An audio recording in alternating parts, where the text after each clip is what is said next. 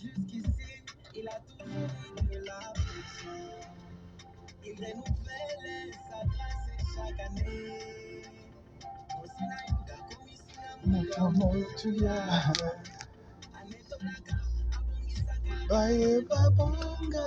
Encore et encore, il se manifeste.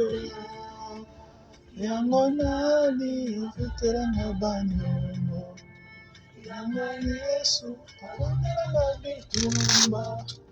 Ale, ale, alléluia, alléluia,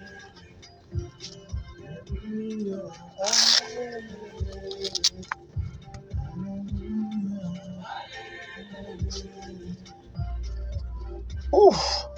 Shalom, shalom, shalom. Vu que moi j'ai le culte à partir de 17h, j'ai profité ce midi parce que ça fait des mois, j'avais un peu lâché le sport. J'ai profité pour reprendre. Donc je viens d'arriver, souffrez, je viens d'arriver. Et j'ai voulu faire ce live parce que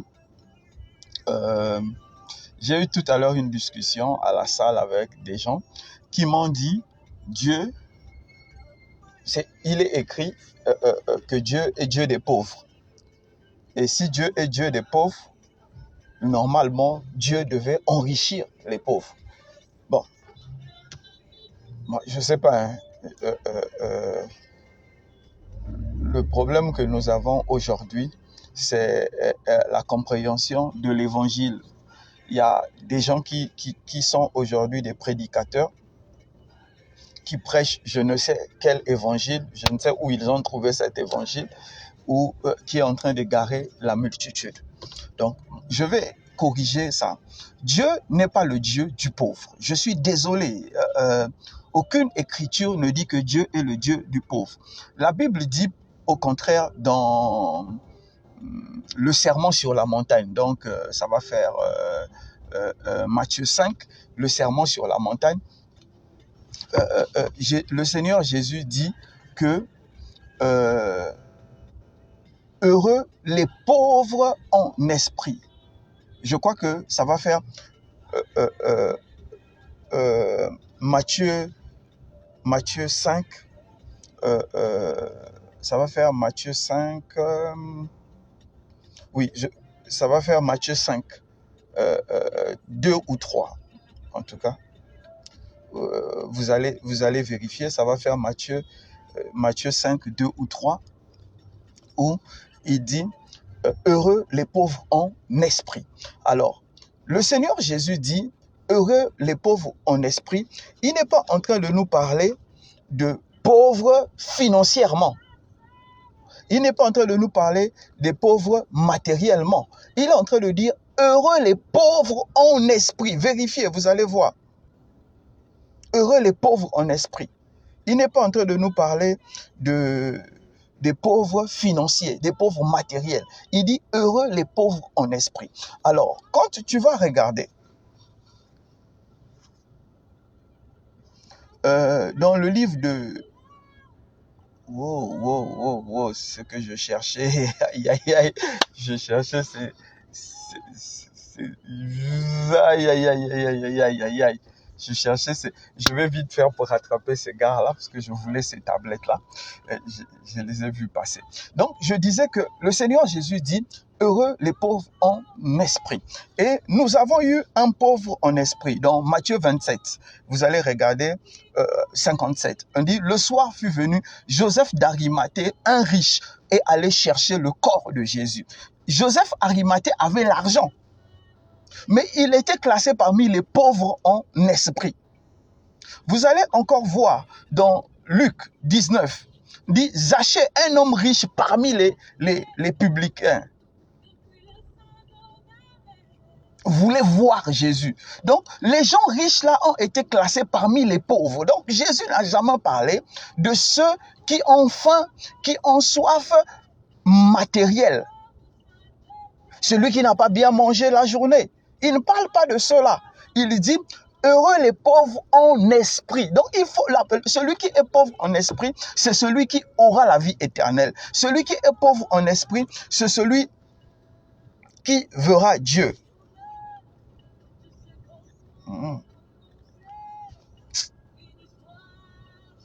Vraiment, c'est dur, cet évangile que nous avons aujourd'hui. Et le Seigneur Jésus,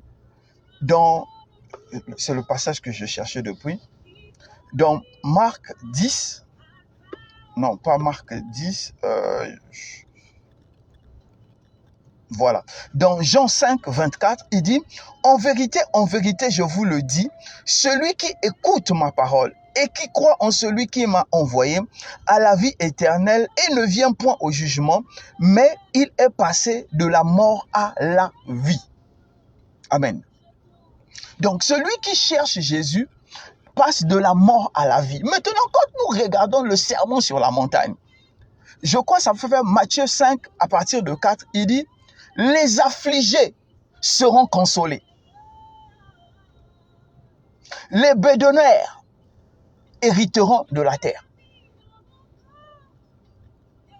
Maintenant, quand tu écoutes ça là, ça te ramène dans le livre de Marc 10, 29. Il dit, à cause de moi, ceux qui ont perdu à cause de moi, père, mère, frères et sœurs, auront les pères, des mères, des frères, des sœurs, des biens, toutes ces choses-là, sur la terre. Donc, la consolation, les gens qui sont sur terre, ceux qui sont affligés, ceux qui sont bédonnaires, leur récompense est terrestre. C'est mathématique. Si tu es affligé sur terre et que ton espérance est terrestre, mais que tu crois en Jésus, il te donnera des pères, des mères, des terres, plus des tribulations. Mais quand nous allons entrer vraiment dans la dimension spirituelle, ce que nous devons comprendre, c'est quoi? La première condition pour que tu sois accepté, que tu sois considéré comme étant bédonnaire, comme étant affligé, il faut d'abord que tu aies soif de Dieu. Quand tu as soif de Dieu, ça établit un pont entre toi et Dieu. Et le seul pont qui est accepté aujourd'hui entre l'homme et Dieu, c'est Jésus. Donc, il faut d'abord que tu aies accepté Jésus dans ta vie. Et il faut que Jésus t'ait donné le Saint-Esprit. Maintenant, quand tu as eu le Saint-Esprit, en ce moment-là, si tu es affligé, Dieu s'engage à te répondre. Si tu es bédonnaire, Dieu s'engage à te répondre. Mais tu es hors de l'alliance. Tu n'as pas Jésus. Tu n'as pas Jésus, tu n'as pas le Saint-Esprit. Et tu dis, je suis affligé, je veux rencontrer le Dieu des pauvres. Mais le Dieu des pauvres n'a pas d'alliance avec toi. Qu'est-ce qu'il va faire avec toi? Ce sont les fondamentaux qu'il faut comprendre. Il ne s'agit pas de dire, nous sommes tous des créatures de Dieu. Mais papa, dans la maison, a 4, 5, 6, 7 enfants. Papa n'a pas la même relation avec tous ses enfants. Il y a toujours le préféré. C'est soit l'aîné, c'est soit souvent le dernier. Ou bien ce soit souvent le plus intelligent, selon les caractéristiques de chacun. Donc, si papa a toujours un favori, Dieu, lui, ne choisit pas des favoris. Mais il dit, la qualité de ce que tu donnes dépendrait de la qualité de ce que tu vas recevoir en retour. Donc, si tu donnes beaucoup, tu recevras beaucoup. Si tu donnes peu, tu recevras peu. Donc, c'est pas aujourd'hui, les gens se lèvent, ils ont, comme ces jeunes me disaient, oh, nous sommes pauvres. Mais jusqu'alors, Dieu a dit qu'il est le Dieu de pauvres, mais nous ne mangeons pas à notre faim, nous ne sommes pas là où nous voulons être. Il est quel Dieu? Il voit que nous sommes pauvres, il a promis que nous sommes pauvres, mais il ne fait rien pour nous. Non, Dieu n'a jamais dit qu'il est le Dieu du pauvre. Il a dit, heureux les pauvres en esprit. Est-ce que toi, aujourd'hui, qui déclares que tu es pauvre, tu es d'abord pauvre en esprit? Le pauvre en esprit a pour aspiration Jésus. Le pauvre en esprit se lève et il cherche Jésus. Le pauvre en esprit est conduit par le Saint-Esprit. Ce sont ces conditions-là qui feront que Dieu va prendre maintenant en compte la pauvreté matérielle, affective, morale, intellectuelle que tu as. Mais si tu n'as pas fait ça, comment veux-tu qu'il prenne en compte cette pauvreté? Je sais que l'évangile de tronqué et l'évangile de la prospérité a fait croire aux gens qu'il suffit de crier Jésus et on va devenir riche. Non, je suis désolé. Pierre est allé pêcher le poisson. Jésus se retrouvait dans une situation délicate. La situation dit, il faut payer le péage. Il faut payer le péage parce qu'à l'époque, les Romains faisaient les routes et tous ceux qui empruntaient ces routes-là à pied, à cheval, en calèche, en âne, devaient payer un tribut. Aujourd'hui, nous avons les péages où les voitures passent, on paye l'argent. C'est les Romains qui ont commencé ça quand ils étaient en train de conquérir toute la terre. Donc Jésus se retrouve dans cette situation. Il se retrouve dans cette situation où il doit payer le péage. Mais Jésus n'ébranle pas le ciel. Il regarde dans l'esprit. Il dit à Pierre, va pêcher le poisson. Le premier poisson que tu vas trouver, en l'ouvrant le ventre, tu trouveras un sextaire dedans. Viens et paye notre tribut. Pour ne pas que nous soyons un scandale pour les gens. Mais Jésus aurait pu dire, paf, boum, l'argent sort dans la poche de Pierre. Pourquoi il n'a pas fait ça? Parce que Jésus même obéit au principe. Le principe est que l'argent est le fruit du travail. Donc, Pierre est allé pêcher. C'est le travail de Pierre. Pierre a pêché. Il est venu, il a porté le fruit de sa pêche. Il a payé la tribu. Donc, Jésus n'a pas multiplié l'argent en l'air. Il a ordonné au poisson. Donc, il a créé l'opportunité. Et pour que cette opportunité devienne réelle, il a fallu que Pierre puisse pêcher ce poisson-là. Pourquoi Jésus n'a pas multiplié les pièces d'or? Il a partagé à ses 12 disciples en disant, maintenant, vous croyez en Jésus, devenez riches. Il n'a pas fait ça. Parce que le but de croire en Jésus, c'est avoir la vie éternelle. Avoir la vie éternelle. Avoir la vie éternelle. Ce n'est pas être riche, ce n'est pas avoir les meilleures voitures, ce n'est pas avoir les meilleures maisons, ce n'est pas voyager. L'évangile des voyages, l'évangile des avions, l'évangile des visas, l'évangile des bêtises qui sont annoncées aujourd'hui, c'est l'évangile satanique. Dieu est avec toi. Prie le visa. Mais un Américain prie qui pour avoir un visa pour venir au Bénin, pour aller au Congo, pour aller au Kenya? Il prie qui? Un Américain n'a pas besoin. Quand il se présente à l'ambassade du Congo, du Bénin, on tremble même, on est content de lui donner le visa. Donc ce n'est pas le même Dieu. Nous, on va prier pour le visa et lui, il va prier pour quoi?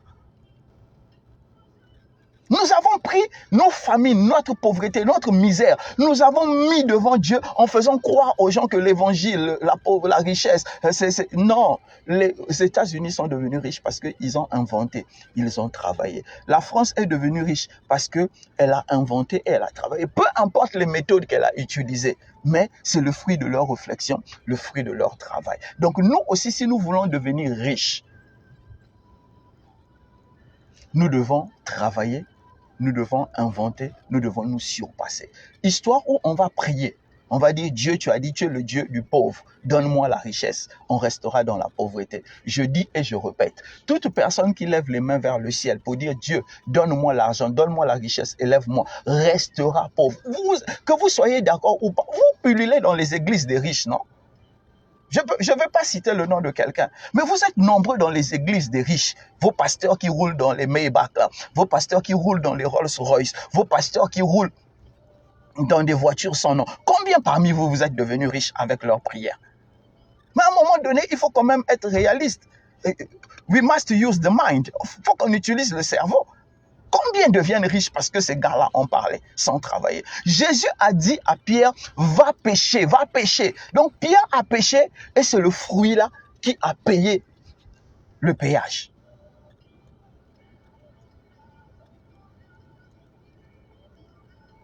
Maintenant, si Jésus lui-même, la lumière de Dieu, la parole de Dieu, celui quand il est apparu, les ténèbres ont reculé, a dû dire à Pierre, jette le filet. Pierre a dit, nous avons pêché toute la journée, toute la nuit. Excusez, nous n'avons trouvé aucun poisson. Mais sur ta parole, sur ta parole. Donc toi aussi, si tu es bloqué dans une situation, si tu as la foi, c'est ce que Jésus nous dit. Les pauvres en esprit. Si tu es pauvre en esprit, tu dis, Seigneur, sur ta parole, je vais jeter le filet sur ta parole. Et je crois que ça va venir. Mais tu ne peux pas jeter le filet sur la parole du Christ parce que tu n'écoutes pas la parole du Christ. Écoutez, quand Pierre a dit sur ta parole, ce n'est pas quelque chose qu'il s'est inventé. Comme vous faites aujourd'hui, vous comment on dit ça? Vous auto-possédez les déclarations prophétiques. Non. Pierre a entendu Jésus lui dire, jette le filet. Pour que tu entendes le Saint-Esprit te parler, pour que le Saint-Esprit te dise, jette le filet, il faut que tu aies une relation avec lui. C'est ça que vous appelez Réma. Ce n'est pas les âneries qu'on vous dit. Je vois dans la salle Anne. Anne, tu viens de Côte d'Ivoire. Je vois un drapeau vert, bleu, kaki, Tanzanie. Tu viens de Tanzanie. Ça, c'est des bêtises. Ça, ce n'est pas l'évangile. Ça, c'est les petits tours qu'on achète en Inde. Là. Ça, ce n'est pas l'évangile. L'évangile parle de Jésus. L'évangile, c'est Jésus croissant en nous.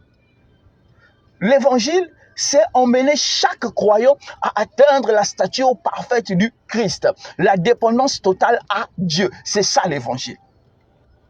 Il n'y a pas d'évangile où il n'y a pas une dépendance totale à Dieu. Le Seigneur Jésus dit, je ne fais pas ma volonté, je fais la volonté de celui qui m'a envoyé. Ma nourriture, c'est de faire la volonté de Dieu. Et dans le livre de Éphésiens 4, à partir de 13, je crois, il dit que nous devons atteindre la stature parfaite du Christ. Croissant et atteignant la stature parfaite du Christ.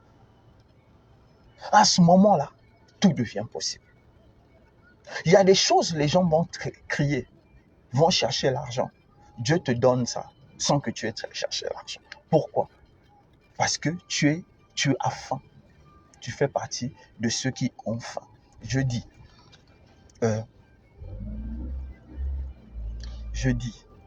Zachée était riche. Donc ça veut dire qu'il était sauvé, qu'il avait une bonne relation avec Dieu.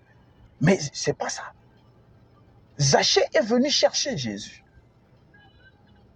Dieu n'est pas le Dieu du pauvre. Dieu est le Dieu du croyant. Et il a dit, heureux les pauvres en esprit.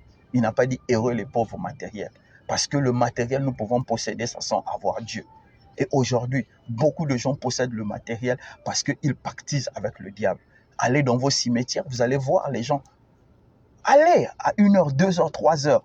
Tournez vers les cimetières. Je sais que ce n'est pas évident pour beaucoup. Mais vous allez voir, les gens font des choses là-bas pour avoir l'argent. Donc l'argent aujourd'hui, mais oui, on enterre les bébés, on enterre les animaux.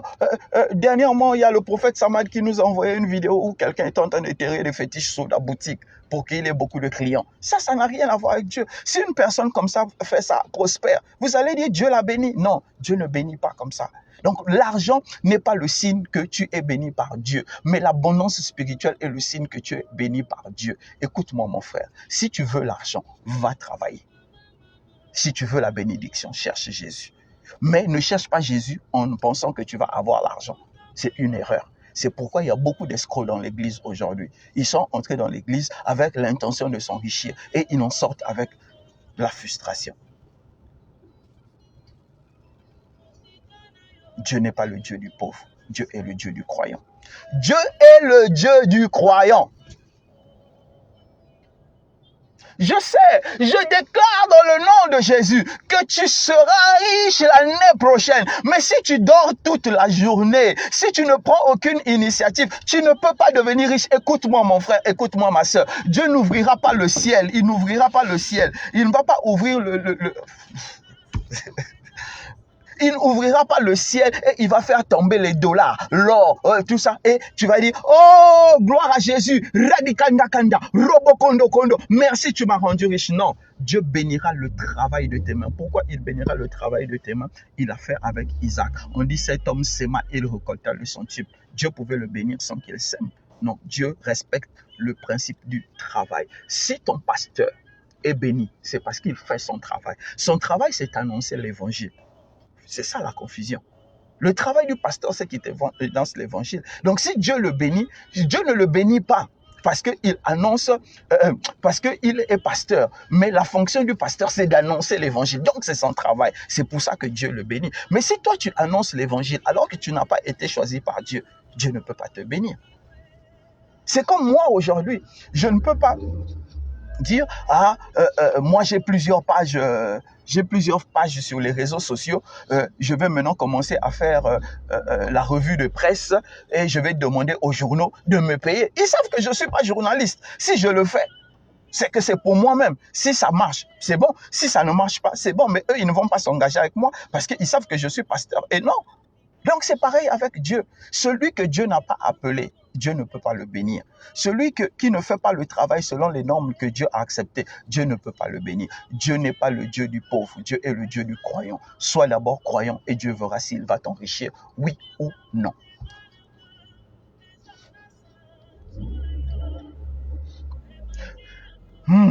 Je viens encore de me rappeler, je vais m'arrêter là, de ce que ces jeunes-là m'ont dit tout à l'heure, parce qu'on discutait, je vous ai dit au début, avec des jeunes à la salle, je sors de la salle de sport. Et ils m'ont dit qu'en temps normal, Dieu ne peut pas accepter l'injustice, voilà, l'injustice. Et je leur ai dit, bon, je ne peux pas revenir vraiment sur les termes exacts, mais je sais que je leur ai dit que, mais est-ce que vous trouvez ça logique, hein, c'est un peu l'idée que j'ai commencé à exprimer un peu, est-ce que vous trouvez ça logique que quelqu'un se lève le matin, il prend une houe, la houe, il va au champ, il travaille toute la journée, pendant 30 jours, et après il met l'arachide, il met le maïs, et 3 mois après, ça pousse, il récolte. Et dans sa maison, il a le maïs, il a l'arachide et il est tranquille. Et il y a quelqu'un qui prend la houe pendant 2 heures, qui travaille et qui abandonne. 1 mois plus tard, il n'a rien planté et à la fin, il veut manger comme celui qui a travaillé 30 jours. Ça n'a aucun sens. Dieu n'est pas le Dieu des paresseux. Je suis désolé. Dieu n'a pas créé le système. Je suis désolé. Le système financier humain, ce n'est pas Dieu qui l'a créé. Il a dit le monde entier est sous la coupe du diable. Mais Dieu bénit. C'est pourquoi je dis, quand vous allez voir la bénédiction de, comment on appelle ça, de la gestion. Vous allez voir Joseph, Dieu a béni Joseph. Vous allez voir la bénédiction de la gestion. Vous allez voir avec Josué. Il a dit à Josué que ce livre de la loi ne s'éloigne point de toi, ainsi de suite. Donc il y a la bénédiction de la direction. Il a fait ça avec Josué. La bénédiction du travail, vous allez voir ça avec Isaac. Isaac a sémé. Vous allez voir ça avec Abraham, avec Lot. Ils ont travaillé et ça a été multiplié. Et la même chose, vous allez venir voir ça maintenant dans le Nouveau Testament avec tous les riches. On dit qu'il y avait la femme de Uza, il y avait l'intendant d'Hérode, il y avait 8 femmes riches qui étaient en train d'accompagner Jésus. Mais Jésus a sécurisé la richesse là parce que la richesse de ces gens-là lui permettait d'atteindre ses objectifs.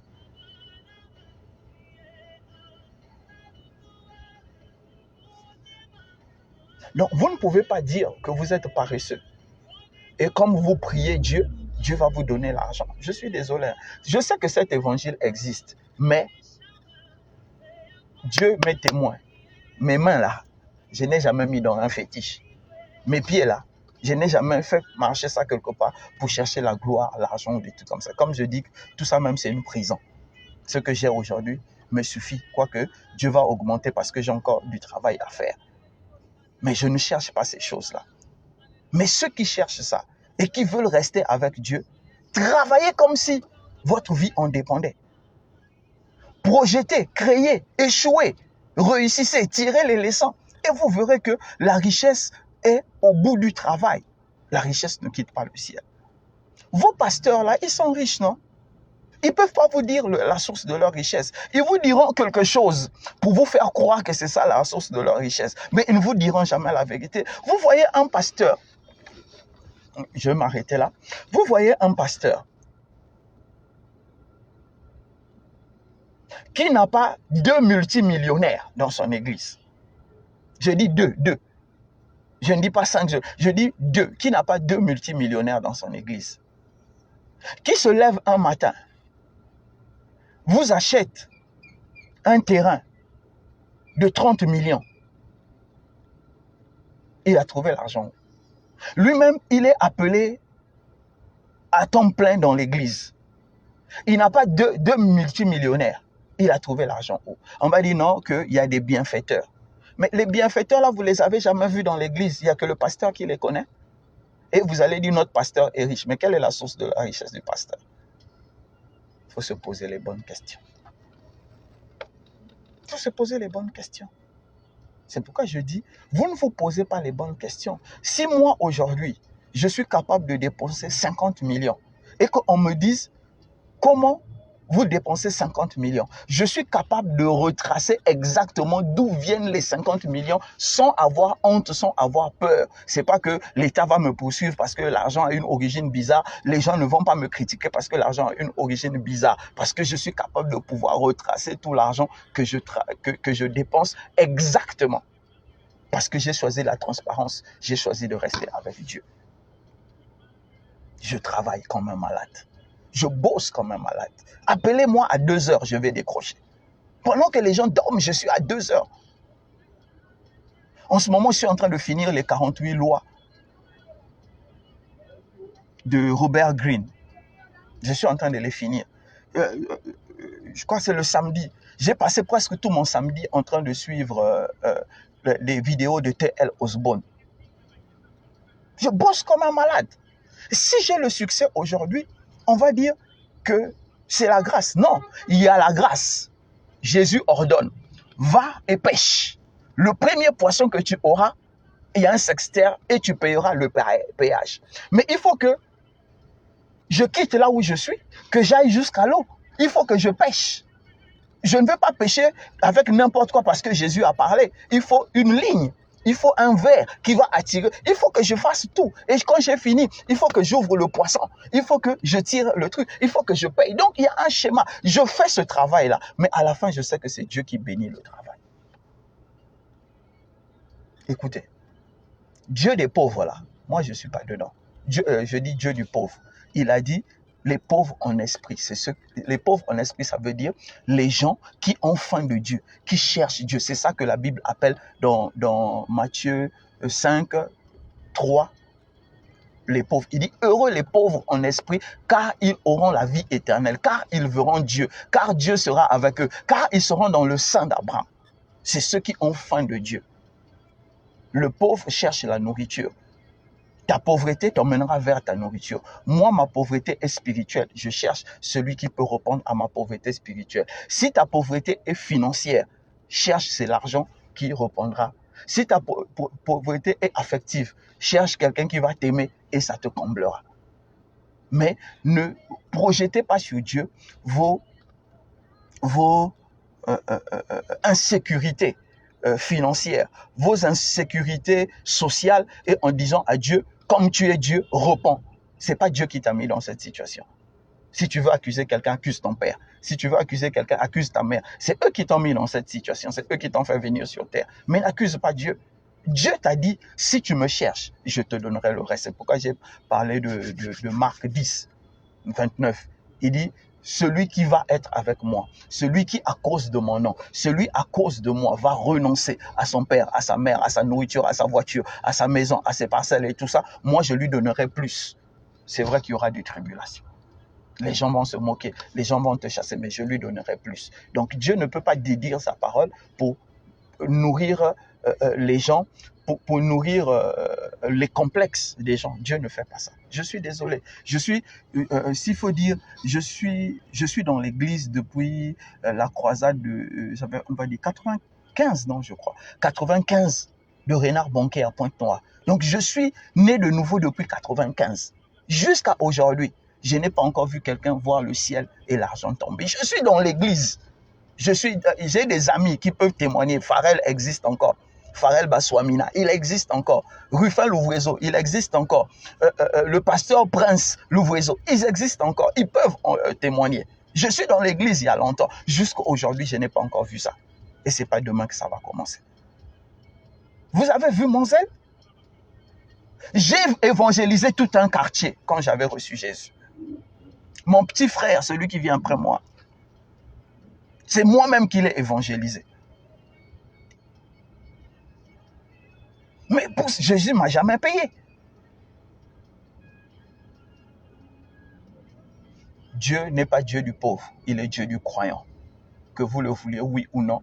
Même si vous cherchez l'évangile de la richesse, c'est pour consoler votre conscience, pour vous dire, si je ne suis pas riche, c'est parce que Dieu n'a pas voulu m'enrichir. Non, Dieu veut t'enrichir. Mais le système dans lequel tu es entré, ce n'est pas celui que Dieu utilise pour l'enrichissement. Dieu veut que tu vives bien, mais le système dans lequel tu es entré, ce n'est pas celui que Dieu utilise pour bénir les gens. Comme au commencement, il faut d'abord que tu aies faim de Dieu. Et quand tu auras faim de Dieu, son Saint-Esprit te guidera. La parole de Christ. Et le Christ a dit, quand le Saint-Esprit viendra, il vous annoncera toutes choses de moi. Donc, il faut que le Saint-Esprit vienne en toi et t'annonce les choses du Christ. Et les choses du Christ t'emmèneront dans le cœur de Dieu. Et dans le cœur de Dieu, Dieu te donnera ce qu'il te faut pour que tu sois épanoui. Dieu est Dieu du croyant. Il n'est pas Dieu du pauvre. Bon, les gars, pardon. J'ai fait 2 heures à la salle de sport pour restaurer un peu ma santé. Shalom, shalom, que Dieu vous bénisse abondamment. Et les gars, moi, je n'ai rien à foutre. J'ai pas Maybach, j'ai une vieille voiture. J'ai pas Rolls-Royce, je n'ai pas avion privé. Je n'ai rien de tout ça. Je ne cherche pas ça, ça ne m'intéresse pas. Comme il y a un ami qui me disait, un ami pasteur qui est, il est en France, il était en train de me dire, il me disait, révérend, mais les autres chauffent, toi tu ne chauffes pas. Je lui ai dit, en fait, quand tu regardes dans Apocalypse, l'église, c'est quelle église? Il dit, tu te dis riche alors que tu es pauvre. Tu penses que tu es habillé alors que tu es nu. Pardon. L'église a beaucoup de réalités. Vous n'allez pas manger piment dans ma bouche. L'église a beaucoup de réalités. Il y a beaucoup d'églises aujourd'hui que Jésus ne connaît pas. Il ne sait même pas que l'église existe. Il ne sait même pas que le pasteur existe. Mais pourtant, il a mis une grande pancarte. Il a dit, je suis pasteur. Que chacun fasse ce qu'il doit faire. Moi, je préfère que nous soyons conduits par la révélation. Il a dit, ne prêtez pas foi à tous les esprits, mais sondez. Donc, le Saint-Esprit te permet de sonder quel est l'esprit qui conduit là où tu vas. Shalom, shalom, que Dieu vous bénisse. Que Dieu vous bénisse. Dieu est le Dieu du croyant et non le Dieu du pauvre. Oh, Nzambe Nanga. Elembo. Hey!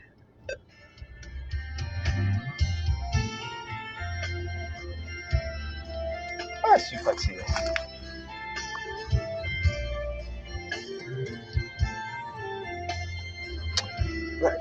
J'adore cette chanson.